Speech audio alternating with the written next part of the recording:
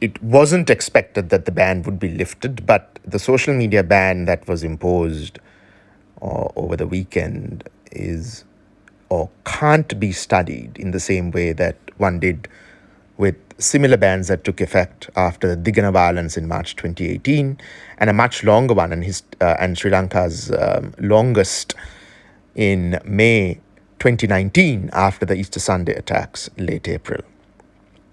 That's for a number of reasons. One is obviously that there are far more users in the country in the 3 years since, and also the context. I mean, there's a longer answer, obviously, but that in the aftermath of a pandemic, the country has fundamentally and in an unprecedented manner, every indicator, from those online to those doing work online. So if you were only online to look at Facebook, you're now online to do your business, your education, your goods and services, and your family communications through to your political communication. So those online have shifted to do more, and those who are not online have also shifted online and to social media on account of obviously the lockdown. So the way of interacting, the way of communicating, the way of doing business, the way of education, the way of getting to know the world, our practices and perceptions are now shaped more than ever before, even before the pandemic, on account of our engagement with social media. So you take that context in a nutshell of a swathe of people who are online and are reliant on those online channels of communication, and then you cut it all off. This was a very, very broad ban or block impacting not just Meta's product platform services, but things like WhatsApp, where people communicate amongst family members, like Instagram, that SMEs rely, including my sister actually, for their home businesses.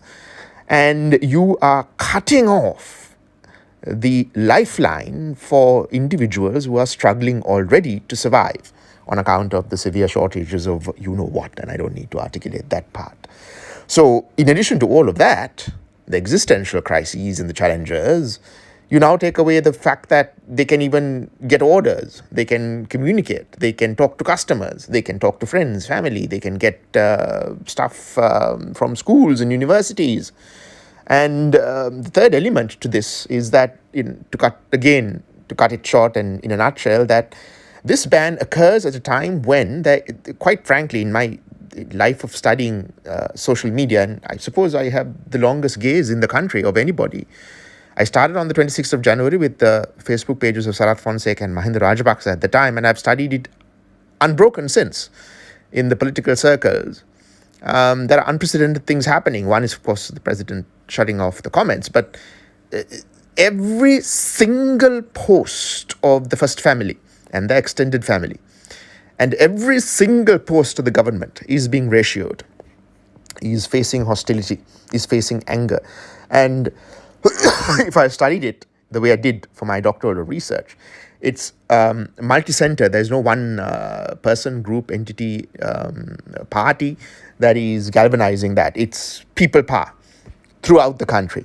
At the present moment, up until the weekend and the time of recording, there is no discernible centers of it. There's no one person leading it. There's no Sajid Premadasa or Iran Vikramaratne or Harsha, of course, or even AKD. The parties and the politicians obviously have their followers, and there's no doubt that they are against the government. But the network signatures are such that across the board, across platforms, Twitter, YouTube, TikTok, Facebook pages, Facebook groups, what I can study, of course. What I can't study are the emails. What I can't study are the WhatsApp forwards. What I can't study are the Facebook messenger groups. What I can't study are the private groups. And again, just on that score, for example, when the administrator for the Go Home Gota page was taken up, you might have seen my tweet where if you just searched for Go Home Gota, there are hundreds of Facebook groups.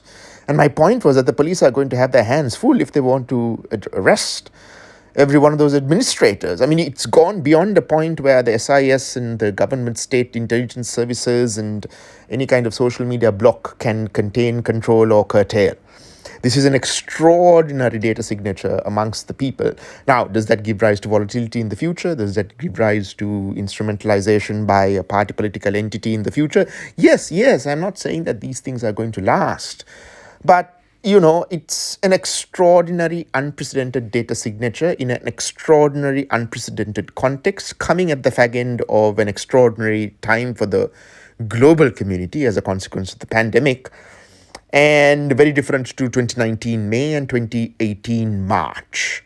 And the hostility, the anger, the frustration, the pushback, including from Namal himself, and then members of his own government. Charita Herath very clearly suggested that this was a doomed, failed effort and wouldn't last, and perhaps would have been only myopically started or done to contain what they thought could be something that started and finished on the 3rd. But clearly the protests were occurring, the social media was covering it. I didn't see any reduction really from Dunedin. What I could see from Sri Lanka around the protests and the gatherings and the placards and the things that people are doing in their houses. So social media was still doing a vital role in bearing witness to and galvanizing and harnessing and amplifying and putting for great putting it out there that there was still a lot of things happening on the ground despite emergency and despite curfew. So it also appears, sorry, the fourth point, I suppose, is that it also appears to be the case, and again, this is what I tweeted in comparison to 2019, that it is made moot by the normalization of VPNs, including by Namal Rajapaksa. Quite an extraordinary thing that, as Anushka said in his own tweet, that the normalization of using a VPN to bypass the government came from within the government. I mean, I think that's an extraordinary thing, really. So you're looking at a combination of factors that, in hindsight, make it very, very clear why the social media ban was lifted so quickly. It wouldn't have fulfilled its intended purpose. It couldn't have fulfilled its intended purpose. And it simply wasn't fulfilling the intended purpose by the parochial, myopic individuals who thought that this was a good idea. It simply was not a good idea.